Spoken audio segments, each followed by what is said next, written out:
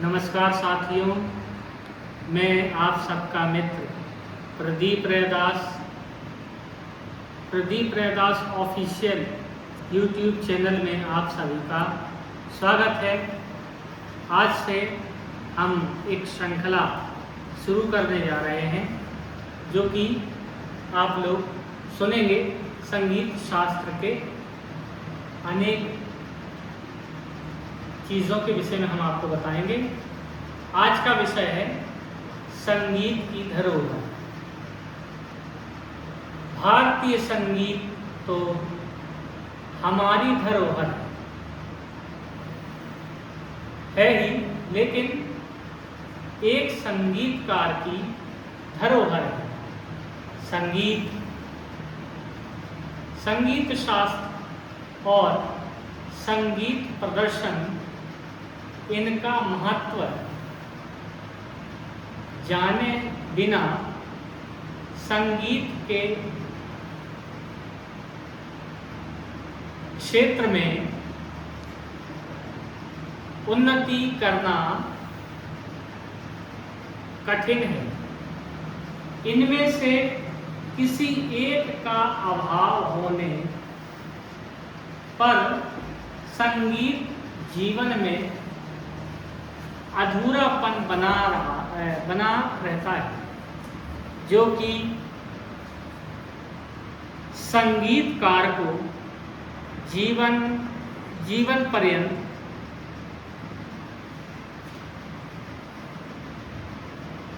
खचोटता रहता है। साथियों, भले ही वह किसी भी ऊंचाई पर क्यों ना पहुंच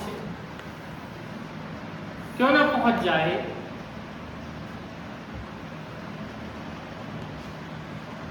पुस्तकालय और संगीत, दूसरा जो है पुस्तकालय और संगीत, तो संगीतकार के लिए पुस्तकालय रखना नितांत आवश्यक है।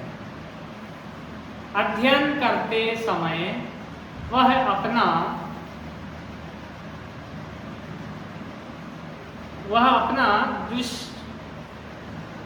दृष्टिकोण संकीर्ण न बनाए। प्रत्येक पुस्तक का, चाहे वह भारतीय लेखक की हो अथवा विदेशी लेखक की, मनन अवश्य करना चाहिए। इस तथ्य को हमेशा याद रखें कि प्रत्येक भाषा में अच्छे लेखक हुए हैं। अतः अपने दृष्टिकोण को उदार बनाते हुए आप जो अध्ययन करेंगे उससे आपका ज्ञान सर्वतोमुखी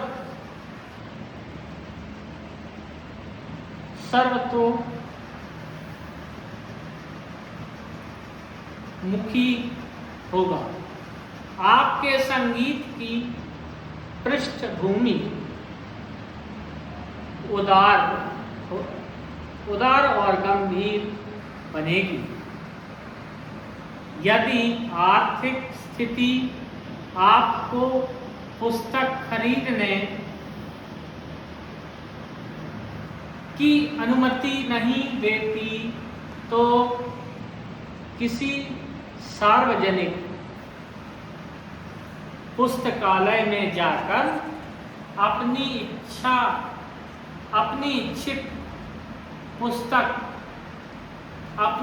इच्छित जो पुस्तकें हैं, पुस्तकों की खोज करिए और उनका अध्ययन कीजिए।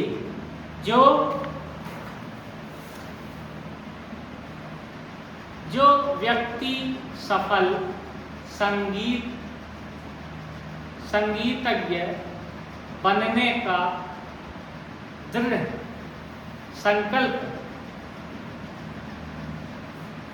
कर लेगा, उसे आर्थिक बाधाएं कभी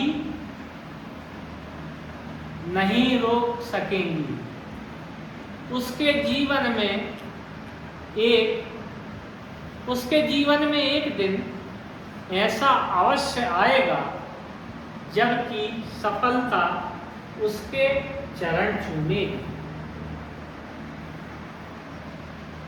जीवन में संगीत का महत्वपूर्ण स्थान है। अतः आपको अपना सांगीतिक ज्ञान अधिक से अधिक मात्रा में बढ़ाना चाहिए और यह कभी नहीं भूलना चाहिए कि आपको विश्व में भारत की सांस्कृतिक धरोहर का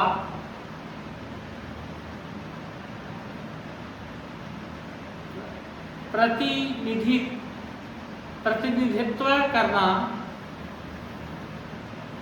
है। आजकल अन्य राष्ट्रों के सांस्कृतिक मंडल भारत में नियमित रूप से आते रहते हैं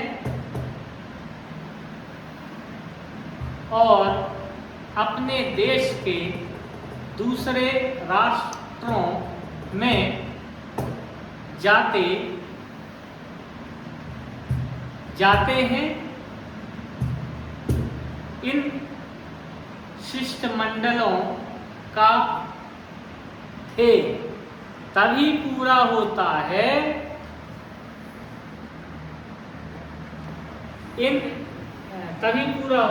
हो सकता है जबकि इनके सदस्यगण उच्च कोटि के विद्वान कलाकार हों और वे अपनी प्रतिभा से अन्य राष्ट्रीय नेताओं एवं जन समुदाय को प्रभावित कर सकें। सांस्कृतिक आदान प्रदान से ही एक राष्ट्र दूसरे राष्ट्र प्रगाढ़ में मैत्री स्थापित करता है। इसलिए जिस देश की सांस्कृतिक ख्याति जितनी उच्च कोटि की होगी, वह देश उतना ही अधिक दूसरे देशों को प्रभावित कर सकेगा। अपने देश की मान मर्यादा और संस्कृति की रक्षा का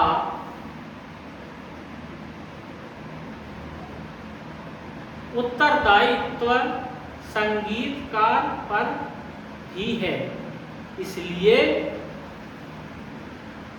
इसलिए पुस्तकों के पठन पाठन की आदत पर हमारे विद्वान जोर देते आ रहे हैं।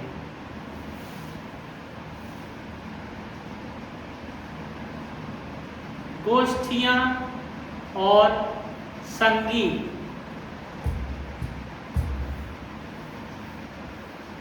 जो गोष्ठियाँ और संगीतकार के लिए विशेष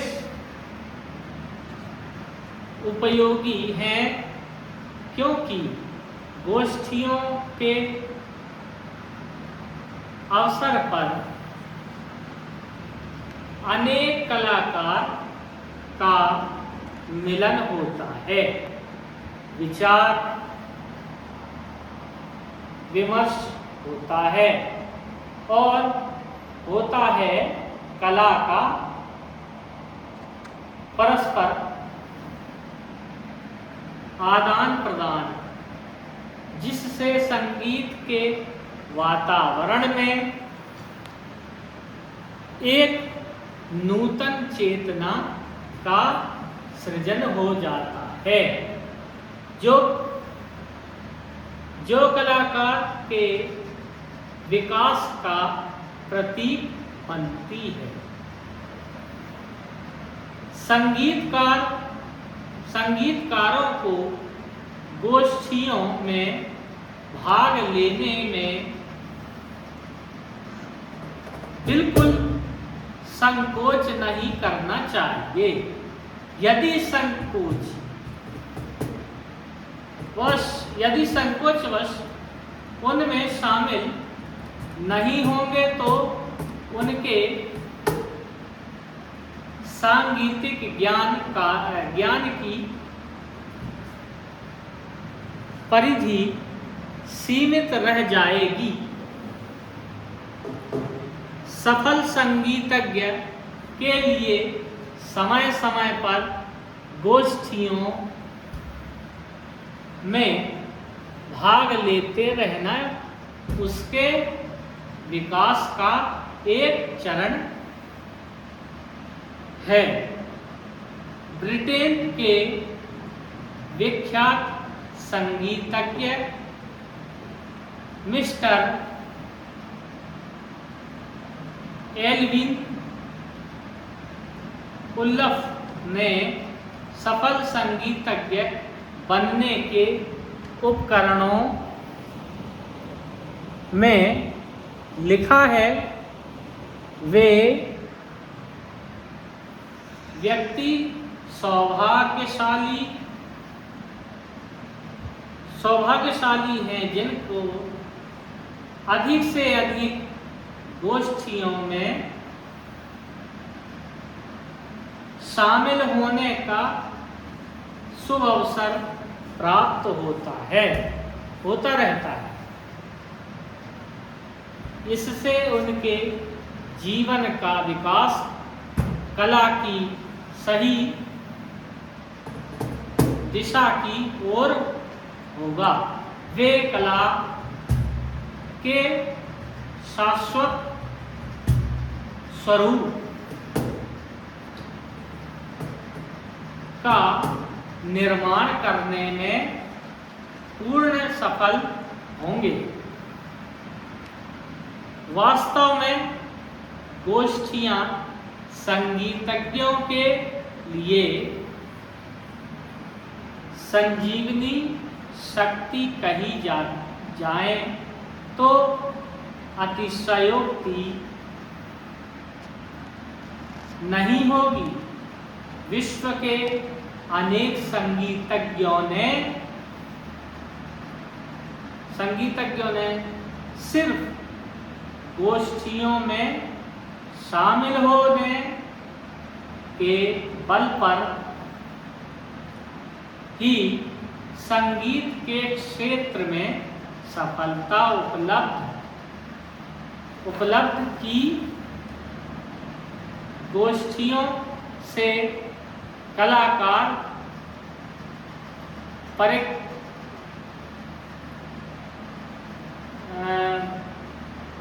परिष्कार तथा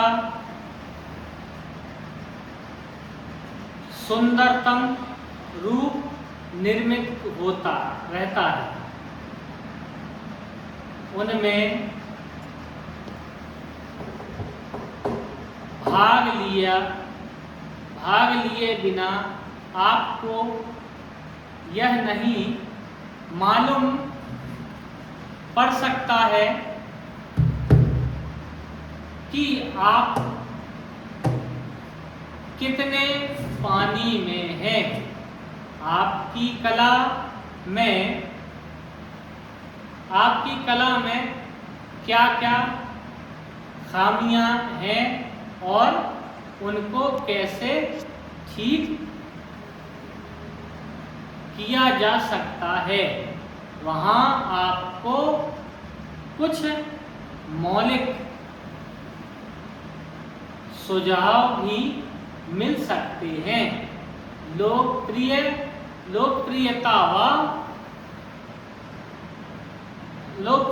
व कीर्ति का उपार्जन भी बिना गोष्ठियों के नहीं हो सकता। इसलिए संगीत की अभिवृद्धि में गोष्ठियों का बड़ा महत्व है, जिसका हम अनुमान नहीं लगा पाते। संगीत संबंधी ग्रंथों का अध्ययन संगीत गोष्ठियों में